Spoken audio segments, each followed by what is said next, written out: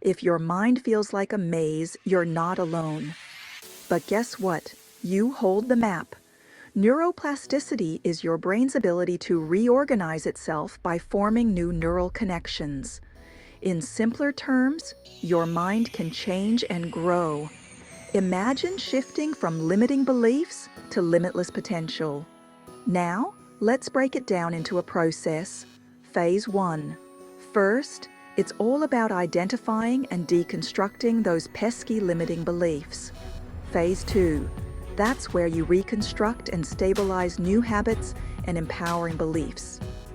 But why isn't that enough? Stopping there leaves your progress fragile. Push through to make your new thought trees unshakable. Remember, your brain isn't static, it's dynamic. Take charge of your neuroplasticity and create the life you want and deserve.